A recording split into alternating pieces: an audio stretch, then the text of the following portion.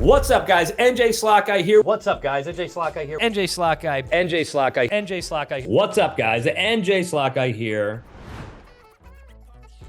So I started following, and I'll be honest, some of the first channels I followed, ironically, was yours. Just doing that, and NJ Slot Guy saying my name, saying we're doing this, I got about 700 subs off of that. Wow, I didn't know that. I feel like, and if you told me it was a long time ago, I didn't remember that. Long time ago. And then I clicked on one of your videos. Believe it or not, you and Stacy were the first people that ever popped up in the algorithm for me when I was searching for something completely unrelated. I mean, still slot related, but completely unrelated to the actual entertainment aspect.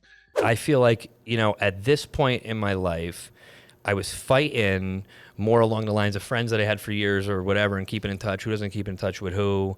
Who makes you angry for whatever reason? Then, the slot community happened, and I remember, like, at some point traveling to you guys, whoever it may be, but like more life. I was filled with more life than I was at home, and I was sick of the fakeness at home and the fake this and the fake that.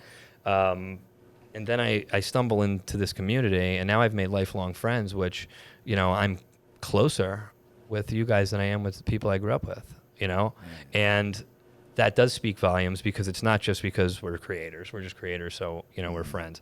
It goes a lot deeper. The creator portion is what brought us together. That's what, right? Like if you weren't on YouTube, I wasn't on YouTube, we walked past each other, right? So that's the initial point, and then you realize, like, all across this country, there were people that you didn't even know that you would end up being friends with, and you have, so many things in common with.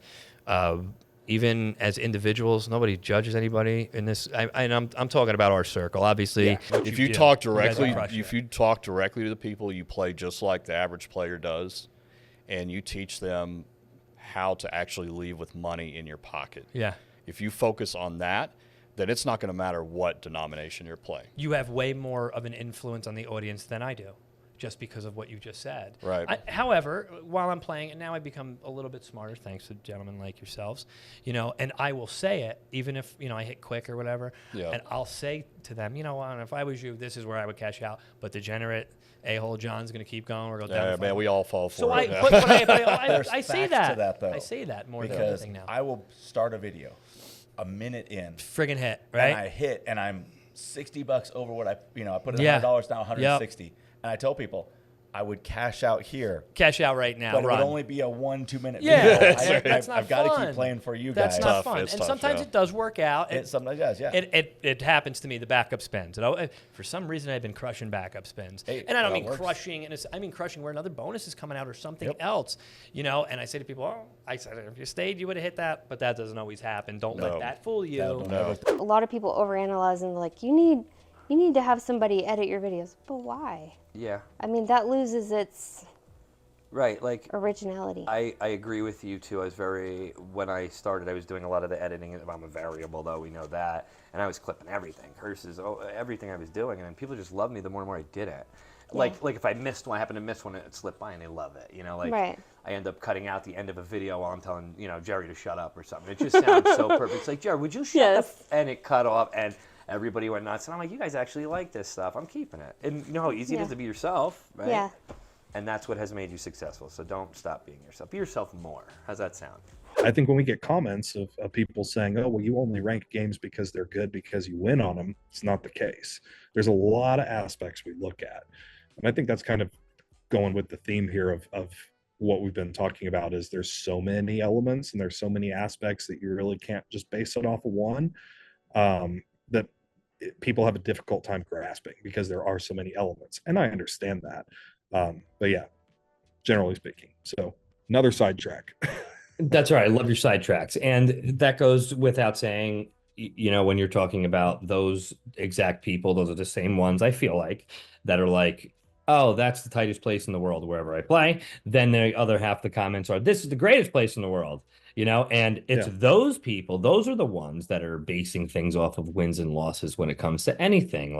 And I found that out, through becoming a creator and now consistently playing these slot machines all of them have become hated for me where I used to have favorites, because now when you play it so much, you obviously know those percentages go way down, except Pinball Double Diamond, which clearly I've crushed. And it's so funny that Cowboy Slots brings up Mo Mummy, because I played Mo Mummy one time and I got a first spin. It was a 15-minute bonus or 10-minute bonus. It was absolutely nuts, man.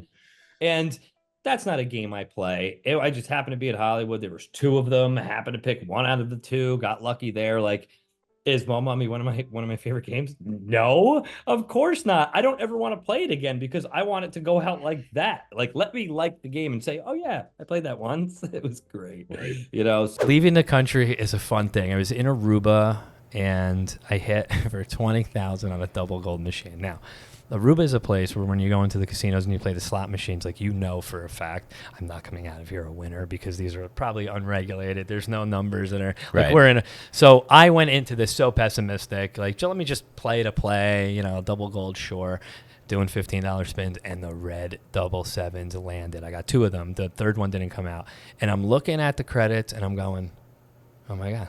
And I just became a channel at this point, literally a month or 2 before. I was terrified to film, because I didn't want to get tossed out and not found, because I didn't know what kind of rules and regulations, right? I'm in a different country here. We're not going to poke the bear, all right? I already got to walk down this street not feeling comfortable. So, you know, going into the casino and hitting this amount of money, I go, uh-oh, this isn't good. First thing that comes to my mind is this worker is going to call his friend who's going to stab me outside. That's immediately how I think. That's good, right? So that adds on to the anxiety. So I hit for this 20,000, and the person's coming over, and I'm going, you're not going to give me 20,000 in cash, because I said I'm going to get arrested at the airport. I said I made them print out a paper that I won this money.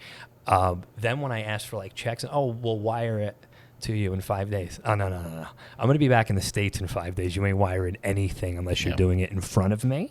You know, so I'm like, I had to take all 20K in cash. Yeah. Now I had to stash this cash between my wife and I in different bags. I was terrified, Andy. Yeah.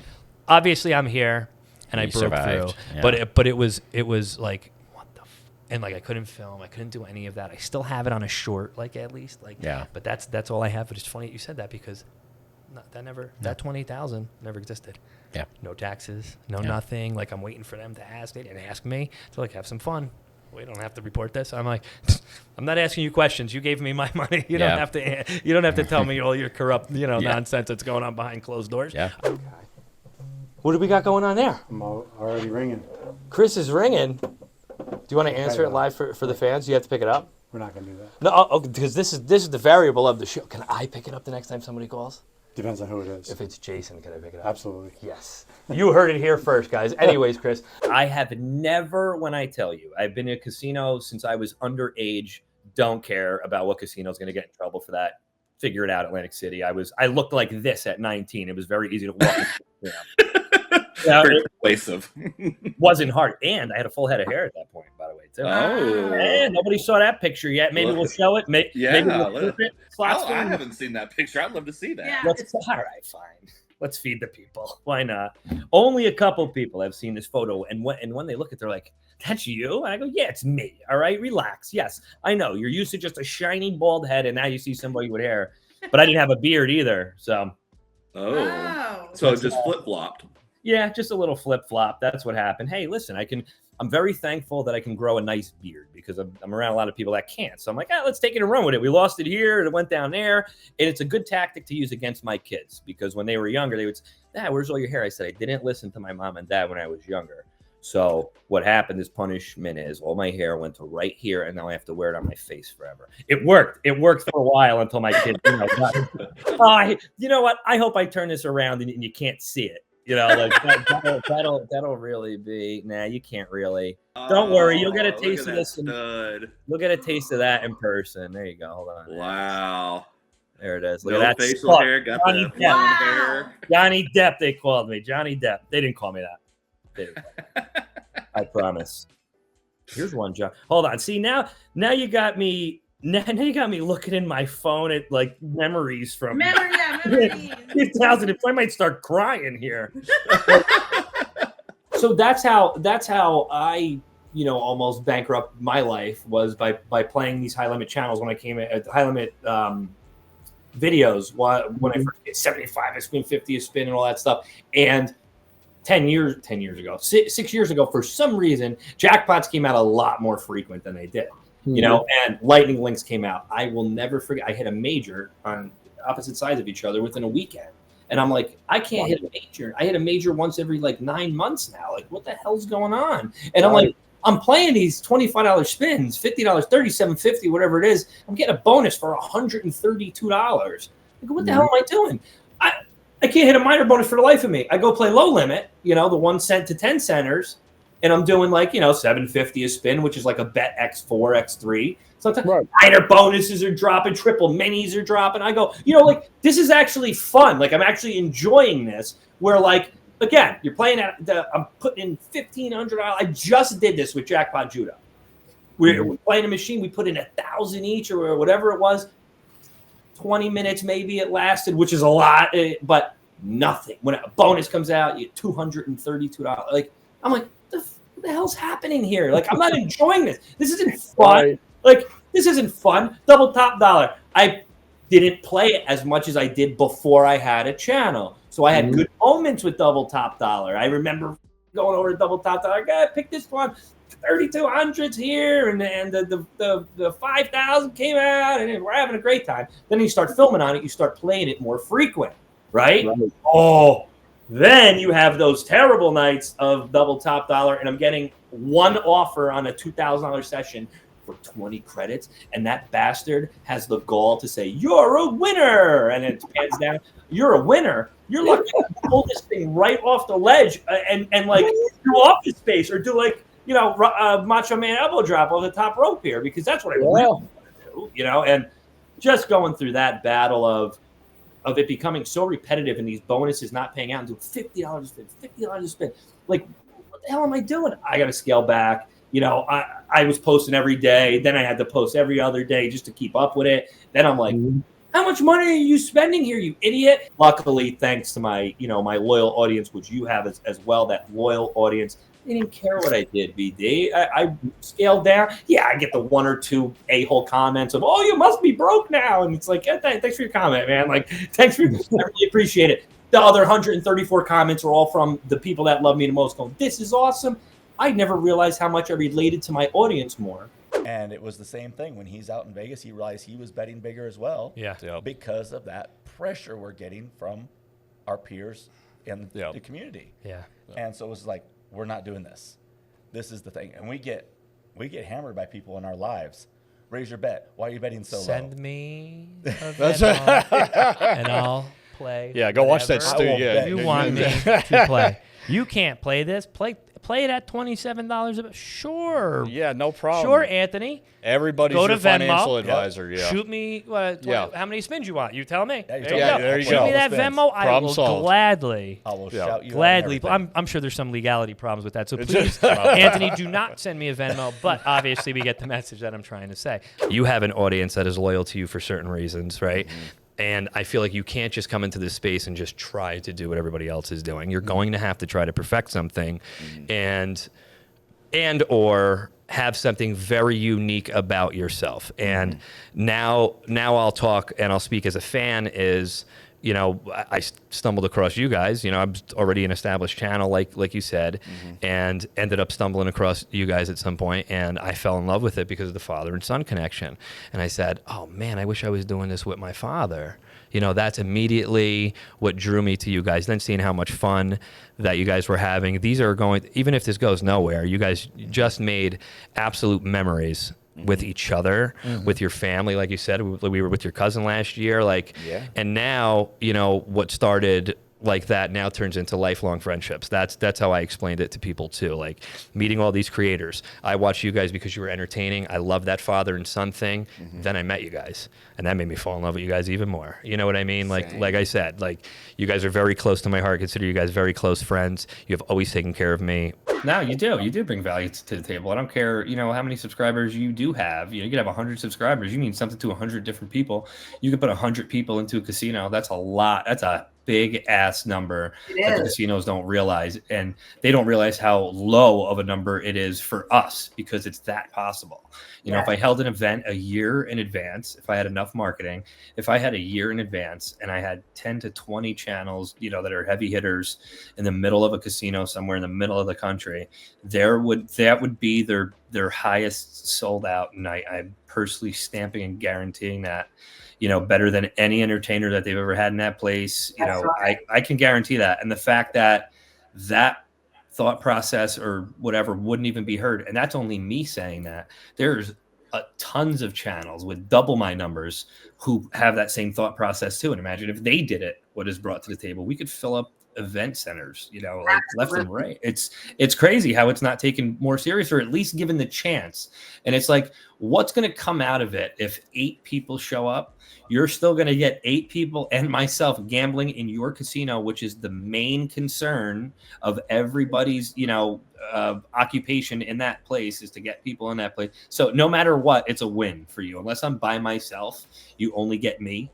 You know, you're still going to get content out of it no matter what. Like it's a win, win, win, win, win 18 times over for the casinos, and they just can't understand that. So I have an older audience, right? And they freak well, you're out. 60, so that makes sense. They freak out when I play something new, it's impossible, man. There's no more old school machines anyway. I had to go find Super Times Pay downstairs. It's hidden in the corner. Like I was so far away from everybody and everything. Like you know, and that's what's happening now. My audience can't deal with that, and I don't know why. I will tell you this: if there's a product like that I'm going to play right there, and it's upgraded to that point, some of those products are still like, you know, like really strong. And now we're just taking the newer innovation and trying to just keep a product that has always worked. If it ain't broke, don't fix it.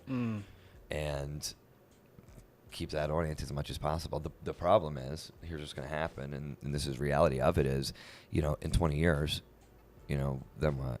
Because that whole generation is gone. Now you have players that don't even know what those old, you know, what those old logos are, or whatever it is, and they're used to their first ones were maybe the Lightning Links. Those are going old now. Like that's like 15 years old. I'm not wrong on that, am I? 15 years, 12 years, 13 gotta years? Be. They were one of the first like hold and spin kind of features, and that's been around for a while. So let's just say a whole decade of people who just came in, let's say at 22 or 23 or 24 years old, and that are now in their mid-30s, they just came in with Lightning Link. There is no old school machines in their mind. Why would they? Right. You know, can't even find like the must hit buys anymore either. Like you can't find was it like Napoleon and everything's Josephine going games so quick. And, I try to tell people, explain it to them, like if I wanted to be a scammer, like flip and go to just scamming my audience because of that built-up trust, it'd be very, very easy to do. Very easy. And it gets frustrating when I see other people in the space who scam their fans, and it's just like, man, what a life that you got to go on social media and start scamming people. I will tell you this. We have a more loyal audience than they will ever have, and I stand by that. You could have the biggest numbers you want. I will stand by my audience. If I called my audience, you know, to like, meet me here, we're going to battle, like, you know, like the old time Roman times, let's say, I'm pretty confident that like 95% retention will be there, and they're all psychopaths, and that's why I love them. That's why they're degenerates. I love every single, and guess what? I guarantee you that those people would be there for you too. And I would not trade that for higher numbers any day of the week. We break down that fourth wall. What's it called in movies? The third wall, fourth wall, whatever that is, you know, what's that called? I don't know. All right, we're not movie people. Doesn't matter. Yes, right. Whatever wall that is. Okay. You know, we break down that wall because you can approach us. I can't. I always use this one. I'm not just going to be hanging out with and going up to Leonardo DiCaprio or Johnny Depp or something like that. Whereas if you are live streaming from your local casino, it's that easy to come up and shake your hand and say hello, 100%. Share a story, whatever it is, and that puts us in I think a way higher space than the real celebrities, which is why you get that kind of reaction from those people, that screaming, I've been chased down before, I think I'm going to get stabbed, I'm ready to, you know what I mean, fight somebody, and they just want to tell me how much they love me. They were chasing me through a casino, you know, all across the country. It's wild. The guy chased me down at Choctaw. And now, remember, I'm in Atlantic City, so my head's always on a swivel. Somebody's looking to get shanked out there, you're looking to get robbed. So I heard keys like dangling. and getting closer to me. And I immediately like jerked myself back. I'm like, what the heck is this? And it was an older gentleman chasing me down, going, NJ Slot Guy. And he was shaking. I remember him shaking. I could have swore it was you guys with me. Maybe it was somebody else, because we've been down there with Casanovas too. But the gentleman started to share his story. And sure enough, he pulls out a picture of his son that passed away. Oh. And then that was immediately here with it, and he's like, I watch your videos, and that gets me through. And it's like, you never realize how deep this can be. Yeah. People have our words in this, and they can put together what we're saying. But until you really share those stories like that, they really don't understand how it is. Even if it's just one person that comes up to you and shares that story. You got me through my whomever passed away. You got me through all that. I watched you. I laughed at your videos. Like, you don't know what kind of, maybe what you talk them out of too.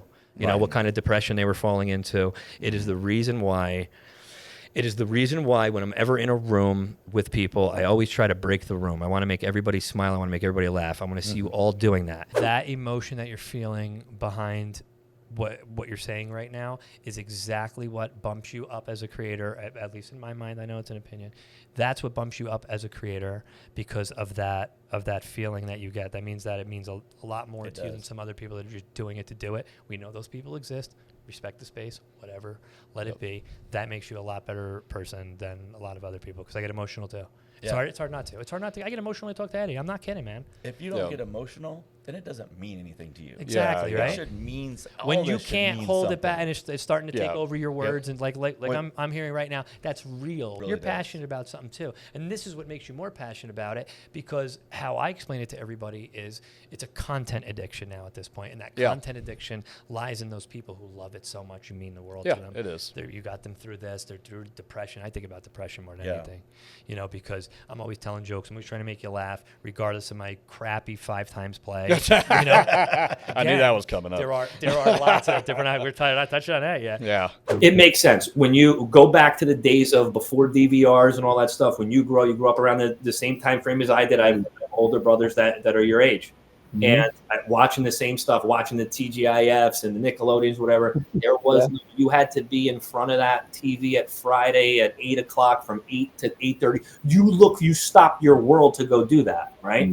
Now in a world of incredible technology, when you can watch anything you want, these people are choosing to watch you at your specific time, at whatever. That is nuts, man. And you need to take that. You need to take that and run with it, man. Like I agree, brother. And get those similar stories, get those creators together, spread that love, spread that knowledge and all that stuff. And what you're learning, you all learn from each other. The more we share these stories, maybe I'll have a Zoom 10 creator session one time of doing something like this, where we all share stories like that, so we can absolutely see how important we are to this community, to our audience, and just to people in general, man, because it's true, we are.